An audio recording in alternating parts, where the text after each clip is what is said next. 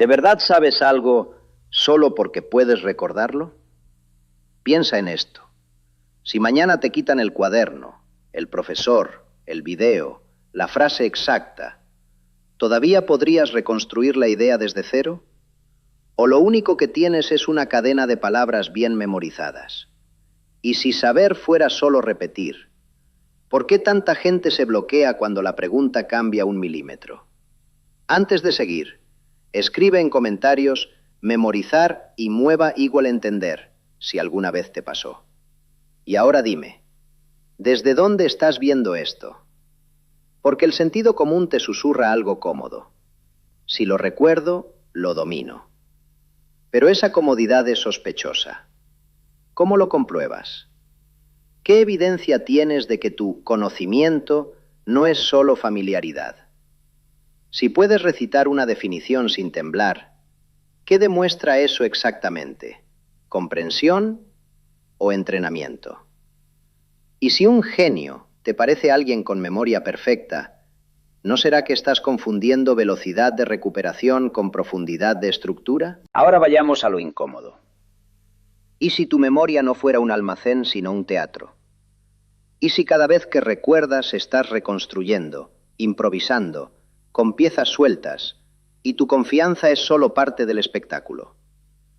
Entonces la pregunta cambia de forma y se vuelve peligrosa.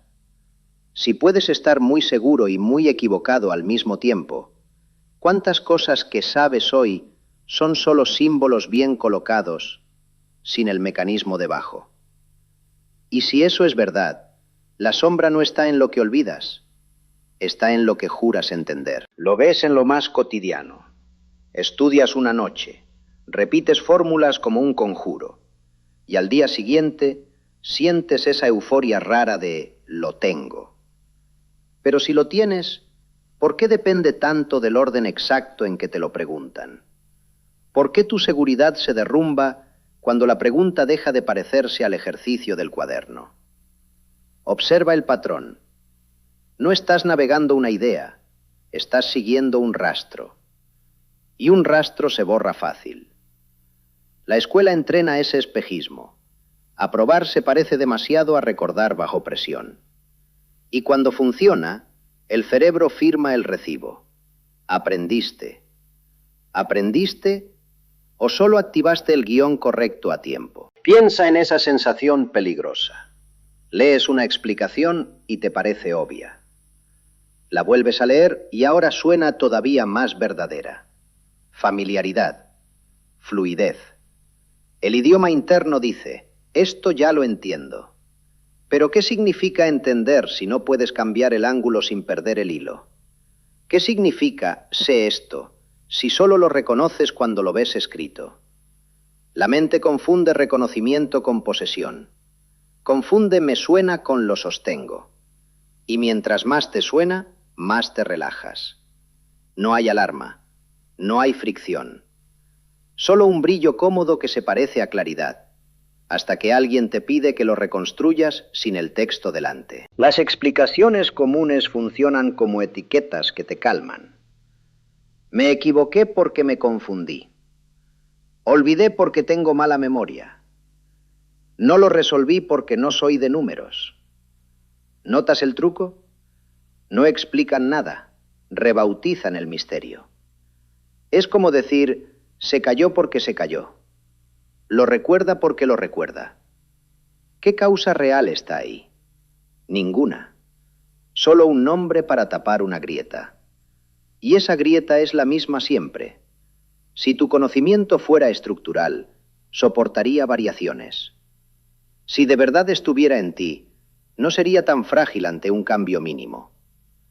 Cuando la explicación se limita a un rótulo, lo único que revela es que no miraste debajo. Y luego está la idolatría de la memoria, la figura del genio que lo recita todo.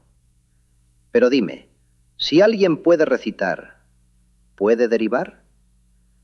Si puede repetir una definición, ¿puede explicar por qué esa definición no podría ser otra? Si pronuncia fórmulas con facilidad, ¿puede usarlas cuando el problema se disfraza? La cultura aplaude la velocidad, no la estructura. Aplaude el brillo de una respuesta instantánea, no el mecanismo que la sostiene. Por eso confundimos erudición con comprensión, porque es visible, porque suena a poder. Pero lo visible puede ser puro entrenamiento, y el entrenamiento, por sí solo, no prueba que haya un mapa por dentro, solo prueba que hay una ruta memorizada. Lo más inquietante es que el propio sentimiento de dominio puede ser la trampa. Cuando repites y te sale, tu mente interpreta éxito como entendí. Pero, ¿y si ese éxito solo mide coincidencia con un patrón aprendido? ¿Y si tu confianza fuera un indicador pésimo de lo que realmente sabes? El sentido común te promete un mundo limpio. Memoria igual conocimiento. Sin embargo, tu experiencia ya te traicionó 1000 veces. Lo que sabías ayer desaparece. Lo que dominabas se vuelve niebla. Lo que entendías no sobrevive a una pregunta nueva. Entonces la pregunta correcta no es ¿lo recuerdo? La pregunta, la que duele, es otra. ¿Qué queda de tu saber cuando le quitas la frase exacta que lo sostiene? Hazlo conmigo ahora, sin buscar nada, sin déjame ver. Explica por qué el cielo es azul, pero explícaselo a un niño. No uses la palabra dispersión como si fuera un hechizo. Si la usas, tienes que decir qué significa. Si dices, porque la luz se dispersa, te voy a preguntar, ¿qué es lo que se dispersa exactamente? ¿La luz se rompe? ¿Se divide? ¿Se cansa? Y si respondes con otra palabra técnica, te voy a exigir lo mismo.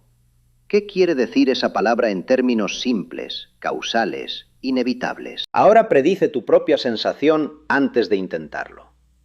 La intuición te dirá, es fácil, lo vi 1000 veces. Rayleigh, longitudes de onda, azul, listo. Pero cuando empieces a hablar, vas a notar algo raro. Vas a rodear el centro. Vas a repetir frases que suenan correctas, sin tocar el mecanismo. Vas a decir la luz del sol y después las moléculas del aire, y en algún punto te vas a escuchar usando términos como si fueran ladrillos, cuando en realidad son etiquetas pegadas encima de un vacío. Y ahí aparece el primer choque. No te falta información, te falta estructura. Porque saber una respuesta corta es muy distinto de saber cómo se arma la respuesta. Dispersión de la luz puede ser un recuerdo limpio en tu mente, pero cuando intentas explicarlo, se convierte en un laberinto. ¿Por qué esa dispersión favorece el azul? ¿Qué significa favorecer aquí? ¿Qué cambia cuando la luz atraviesa aire en vez de vacío? Si no puedes sostener esas preguntas sin colapsar en frases hechas, lo que tienes no es comprensión, es una cita. Mira la trampa con calma. Tu cerebro intenta salvarse con circularidades. Es azul porque se dispersa más el azul. ¿Por qué se dispersa más el azul? Porque tiene menor longitud de onda. ¿Y por qué eso importa? Porque así es la física. Ese es el momento exacto donde el sentido común se rompe. Porque ahí ya no estás explicando. Estás pidiendo que te crean. Estás usando autoridad invisible, el prestigio de palabras que aprendiste a respetar, no a reconstruir. Y lo peor, mientras más familiar es la frase, más convincente suena cuando la dices, incluso para ti. Eso es lo que vuelve esto inquietante. Puedes hablar con seguridad, sonar correcto, y aún así estar flotando sobre huecos. El niño imaginario, o la pregunta sencilla, no te perdona. Te obliga a elegir, o bajas al mecanismo, o admites que solo sabías repetir. Y esa admisión duele porque rompe un contrato cultural, el contrato de que recordar equivale a saber. Entonces el experimento revela algo que casi nadie quiere ver. Tu conocimiento puede depender de que nadie te pida la versión simple. Puede depender de que nadie cambie el formato. Puede depender de que nadie haga la pregunta que no está en la lista. Y cuando eso pasa, no es que el tema sea difícil. Es que tu mente estaba sosteniendo un muñeco bien vestido. Por fuera parecía comprensión. Por dentro era relleno de palabras. Si esto te incomoda, perfecto. Esa incomodidad es la señal. Porque acaba de ocurrir la primera inversión real. No es la ignorancia lo que nos engaña, es la sensación de saber. Y si una explicación se desarma cuando la obligas a ser enseñable, entonces lo que se desarmó no fue la idea, fue la ilusión. Ahora la pregunta ya no es si recuerdas la respuesta. La pregunta es si podrías reconstruirla aunque alguien te quitara las frases que la hacían sonar verdadera. La primera capa es incómodamente simple.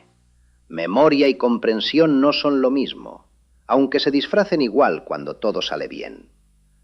La memoria puede retener símbolos, frases, fórmulas, nombres. Pero la comprensión no vive en la frase, vive en las relaciones que la frase intenta señalar. Recordar dispersión es conservar un rótulo. Entender sería poder describir qué cambia, qué interactúa con qué, y por qué eso produce justo ese resultado y no otro. Por eso alguien puede repetir una definición perfecta y aún así quedar paralizado ante una variante mínima. Lo que se repite es una superficie, lo que falta es el esqueleto. Cuando dices lo sé, casi siempre estás diciendo sé recuperarlo. Y recuperar no es reconstruir. Recuperar es encontrar una pieza familiar. Reconstruir es poder armar el sistema sin depender del orden en que te lo entregaron. La memoria te da acceso a fragmentos.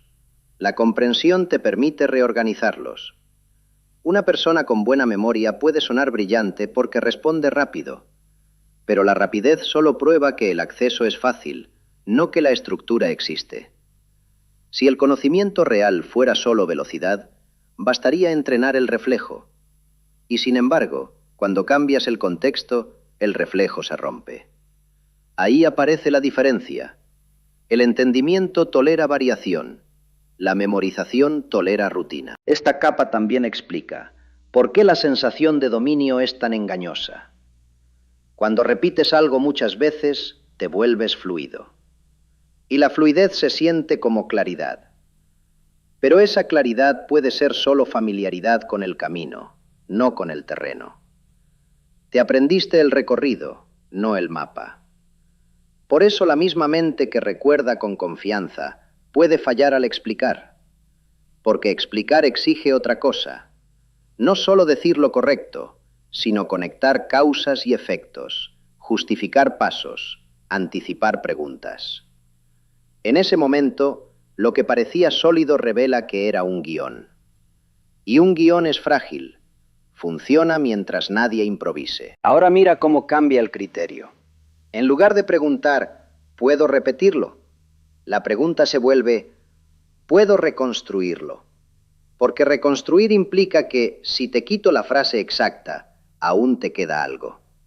Te queda una red, conceptos conectados, dependencias, límites, condiciones.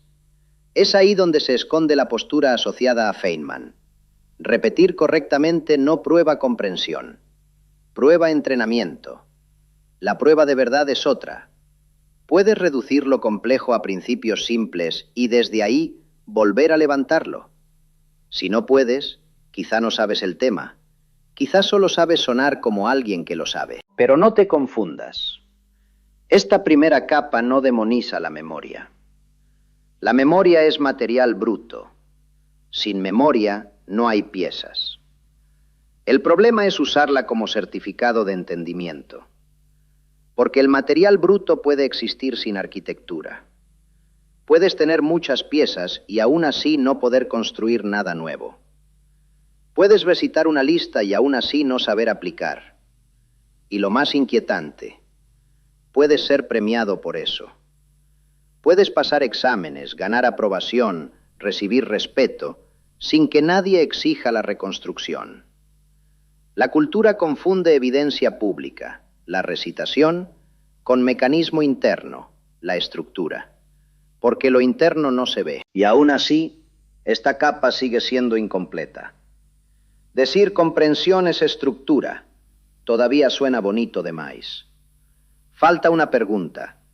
¿Cómo funciona, de verdad, la memoria que estamos tratando como si fuera un depósito? ¿Qué significa recordar físicamente en el cerebro? ¿Qué pasa cuando recuperas una idea? Porque si la memoria no es un archivo estático, si recordar no es reproducir sino reconstruir, entonces el problema es más profundo de lo que parece. No solo puedes memorizar sin comprender, puedes recordar algo que nunca estuvo intacto. Y si eso es cierto, la ilusión no es un accidente, es una característica. Aquí entra el giro que cambia todo. La memoria humana no es reproductiva, es reconstructiva. No sacas un archivo intacto, armas una versión. Y lo que armas depende de asociaciones, pistas y fragmentos activados en ese momento. Por eso recordar se parece más a recomponer una historia que a reproducir una grabación. Frederick Bartlett lo vio con claridad. Cuando las personas recordaban, no copiaban, reorganizaban, ajustaban. Convertían lo extraño en algo que encaja con lo que ya creen. Si eso es cierto, entonces tu confianza en un recuerdo no es prueba de fidelidad. Puede ser solo prueba de coherencia interna. Y coherencia no es verdad. Ahora ponle nombres simples a los pasos, porque el mecanismo importa. Primero, codificación. Lo que entra no entra puro, entra filtrado por atención, por emoción, por contexto. Luego, consolidación. Lo que se queda no se queda como una foto. Se estabiliza a lo largo del tiempo como patrones que pueden fortalecerse o deformarse. Luego, recuperación. Lo que sale no sale igual, sale reconstruido. Y esa reconstrucción no es neutra, está empujada por lo que esperas encontrar. Por eso dos personas recuerdan el mismo evento de forma diferente y ambas sienten que están siendo honestas. No están mintiendo, están reconstruyendo con materiales distintos. Esa es la raíz de una ilusión que casi nadie detecta, la ilusión de competencia. Cuando algo te resulta familiar, tu mente interpreta "se siente fácil" como "lo entiendo". Pero la facilidad puede ser solo repetición. La familiaridad puede ser solo exposición. Puedes reconocer una fórmula y sentir dominio, incluso si no podrías derivarla ni explicarla. Y como tu cerebro es bueno en sentirse seguro, la seguridad sube justo cuando debería subir la duda. Ahí la metacognición, la capacidad de evaluar lo que realmente sabes, se vuelve el campo de batalla. Porque sin metacognición, tu mente no distingue entre puedo repetir y puedo reconstruir. Y entonces el error se vuelve elegante. Suena como conocimiento. La inversión final de este acto es dura. Saber no es almacenar, es poder volver a generar. Es por eso que la distinción entre memoria declarativa y procedural importa aquí. Una cosa es recordar datos y frases. Otra es dominar un procedimiento, una habilidad, una forma de pensar que se ejecuta con flexibilidad. La comprensión real se parece más a esa flexibilidad. No depende de la frase exacta, depende de una estructura que se adapta. Por eso la pregunta que destruye la ilusión es siempre la misma. ¿Puedes aplicar la idea en un contexto nuevo? Si la respuesta es no, entonces lo que tienes es un conjunto de símbolos. Y símbolos sin estructura son solo decoración mental. Cuando unes todo esto, el fenómeno deja de ser un problema de estudio y se vuelve una propiedad general de cómo funciona tu mente. Memoria como reconstrucción y comprensión como reconstrucción estructural son dos caras del mismo hecho. Lo real no se almacena como una lista, se organiza como una red. La memoria te da piezas sueltas. La estructura conceptual te dice cómo encajan. Los primeros principios son el punto donde esa red se vuelve firme. Reduces algo complejo a fundamentos que no dependen del guión, y desde ahí lo levantas otra vez. La transferencia, aplicar en un contexto nuevo, es la prueba final. Si el conocimiento sobrevive al cambio, entonces existe como estructura. Si solo vive en el formato original, era un disfraz. Pero aquí aparece un límite necesario. La ciencia puede describir con bastante claridad los procesos generales: codificación, consolidación, recuperación, reconstrucción, y también puede mostrar que existen falsas memorias y una confianza subjetiva que no se alinea con la precisión. Podemos mapear patrones, estudiar asociaciones, observar cómo los recuerdos se deforman y cómo la familiaridad fabrica certeza. Sin embargo, cuando preguntas por el sentir que entiendo, entras en una zona donde la explicación se vuelve incompleta. Podemos hablar de mecanismos cognitivos, pero no tenemos una teoría completa de la conciencia que explique plenamente por qué una actividad neural se convierte en una experiencia íntima de claridad, certeza o comprensión. Y esa honestidad no debilita el argumento, lo vuelve más inquietante, porque significa que puedes estar guiado por señales internas, confianza, fluidez, familiaridad, que tu propio sistema no te garantiza como fiables, y aún así sentirlas como verdades. La frontera se dibuja así. Entendemos bastante bien que la memoria no es un archivo, y que la comprensión se revela en la reconstrucción bajo variación. Pero no entendemos del todo cómo el cerebro fabrica la sensación de «ya lo tengo» con tanta autoridad interna. Entonces la conclusión es doble. Hay herramientas para distinguir estructura de repetición, pero siempre habrá un punto donde tu experiencia subjetiva no es juez absoluto. Y eso obliga a una humildad concreta. No confiar en la certeza, sino en la capacidad de reconstruir. Vuelve a la pregunta inicial, pero ahora sin consuelo. Si puedes explicar algo sin consultar nada, ¿significa que lo entiendes? No necesariamente. Podrías estar recitando una versión que tu memoria reconstruye con confianza, no con estructura. La diferencia es brutal. La memoria puede preservar palabras. El entendimiento preserva relaciones. La memoria puede devolverte una fórmula. El entendimiento puede reconstruir por qué esa fórmula tiene que ser así y qué pasa si cambias las condiciones. Por eso el conocimiento real no se mide por lo que repites, sino por lo que sobrevive cuando te quitan el guión. Y ahí la verdad inquietante asociada a Feynman deja de ser una frase motivacional y se vuelve un criterio incómodo. Comprender es reducir lo complejo a principios simples y volver a levantarlo desde esos fundamentos. Todo lo demás, la erudición, la recitación, la velocidad, puede ser espectáculo, puede impresionar, puede incluso funcionar en entornos diseñados para premiar la repetición.